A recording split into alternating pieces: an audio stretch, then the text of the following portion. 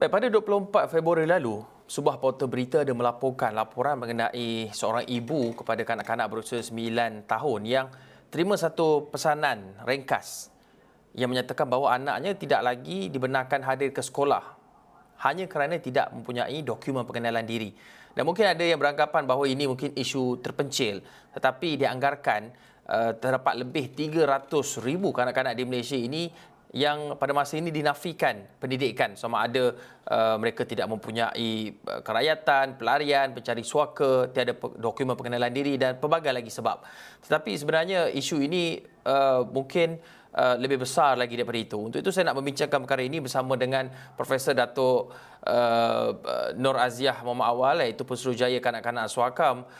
Prof, pandangan Prof berkenaan isu kemiskinan ataupun penafian akses pendidikan terhadap kanak-kanak ini di negara kita ini, sejauh manakah keseriusannya? Terima kasih. Memang sebenarnya isu ini sangat serius ya, kerana ia adalah satu penafian hak kepada pendidikan bagi kanak-kanak. Kalau kita lihat daripada pengalaman kami sendirilah di Pejabat Pesuruhjaya Kanak-kanak di Suakam ini, kami menerima banyak aduan jugalah apabila anak-anak ini tidak dapat mendaftarkan diri untuk masuk sekolah. Ni musim nak sekolah nak buka semula ni, memang banyaklah perkara-perkara ini dipanjangkan ke pejabat kami. Dan dia sesuatu yang baru, bukan sesuatu yang pelik, tetapi sudah berlaku agak lama. Yang agak menyedihkan ialah kalau kita lihat dasar pendidikan negara 2017 tu, dia memang menunjukkan bahawa pendidikan sekolah rendah adalah wajib bagi kanak-kanak umur 6 ke 12 tahun. Dan dia termasuk kanak-kanak bukan warga negara kalau dilihat kepada dasarnya. Dan kemudiannya kita diperkenalkan pada tahun 2018 ya, zero reject policy. Tetapi nampaknya memang tidak diimplementasikan, bukan zero reject policy tetapi sure to reject policy nampaknya. Dan kemudiannya Tan Sri Mahyudin sendiri semasa menjadi Perdana Menteri telah pun menyatakan semasa Hari Guru yang banyak saya sebut di banyak tempat kerana saya mendengar ucapan itu, mengatakan bahawa hak pendidikan inilah hak kanak-kanak yang tak boleh dinafikan dan ia berhak kepada semua kanak-kanak tanpa mengira bangsa, agama, keturunan dan juga sama ada di warga negara atau bukan warga negara ataupun tidak berdokumen, ya, kanak-kanak tanpa dokumen. Jadi apa yang membimbangkan bila kita dengar berita kanak-kanak masih tidak boleh pergi ke sekolah sebab dia tak ada dokumen, sebab dia kanak-kanak bukan warga negara dan sebagainya, maka kita dapati bahawa polisi ini tidak dilaksanakan. Ya, Prof, kalau kita sudah ada polisi itu, tetapi apa kelemahan dalam polisi, dalam dasar yang ada itu sehingga menyebabkan masih ada lagi berlaku kejadian seperti yang saya sebutkan awal tadi, kerana tidak ada dokumen pengenalan diri, sedangkan ini sudah termaktub dalam hak kanak-kanak itu sendiri bahawa mereka ni wajib mendapat pendidikan, setidak-tidaknya pendidikan peringkat sekolah rendah. Tapi apa yang berlaku, di mana kekurangannya sehingga wujudnya timbulnya keadaan seperti ini? Dasar ni adalah satu dasar yang asas ya, dan ia perlu diimplementasikan melalui kaedah perkeliling dan sebagainya. Apa yang saya dapati bila saya melawat tempat-tempat di mana ramainya kanak-kanak tanpa dokumen, dan bila tanya kenapa tak pergi sekolah, dia kata sekolah tak mahu terima. Dan bila kita pergi ke sekolah dan bertanya kepada sekolah, dia kata itu adalah perkeliling ataupun peraturan yang mereka terima daripada pejabat pendidikan daerah, negeri dan kemudiannya daripada Kementerian Pendidikan sendiri. Jadi saya merasakan bahawa dasar itu tak sampai ke bumi, tidak ke bumi, tidak sampai kepada masyarakat. Dan di sinilah peranan Kementerian Pendidikan. Dan saya di Pejabat Pesuruhjaya Kanak-kanak telah tulis surat, berpucuk-pucuk surat untuk Menteri mengambil perhatian kepada perkara ini. Tetapi nampaknya tidak ada respon dan untuk berjumpa Menteri juga tidak ada respons. Sebab saya rasa bila kami dah pergi ke lapangan, dah tengok perkara ini, kita dapati bahawa guru besar atau pengetua yang menjalankan sekolah-sekolah ini mengatakan, oh mesti ada dokumen, tak ada dokumen tak boleh datang ke sekolah. Dan ini tidak selari dengan dasar yang telah diadakan.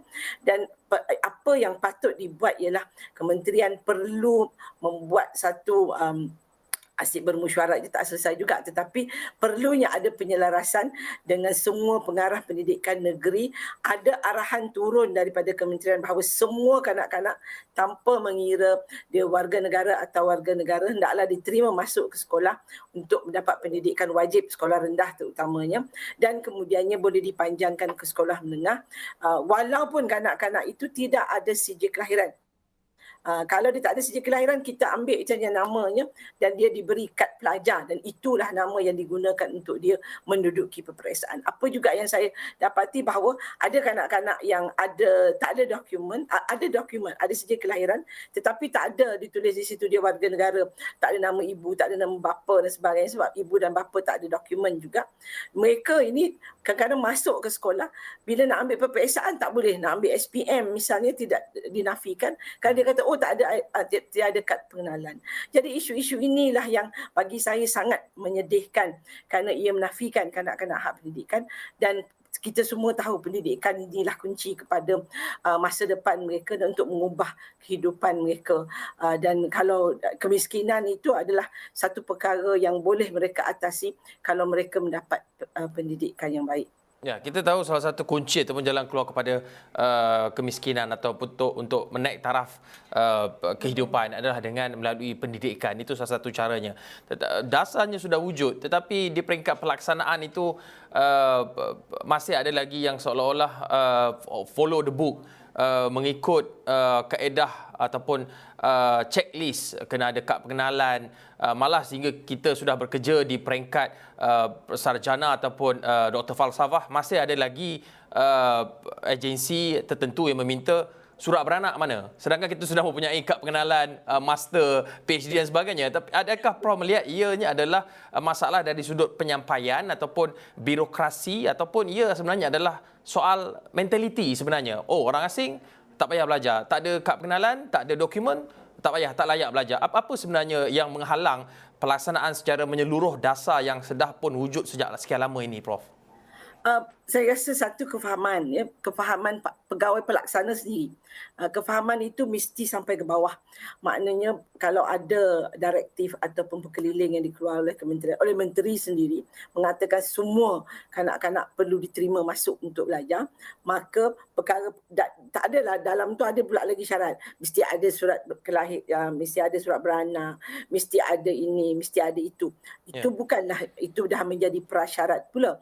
Jadi bagi saya guru kementerian perlu memberikan direktif yang jelas supaya guru-guru atau guru besar ini dapat melaksanakannya dengan betul.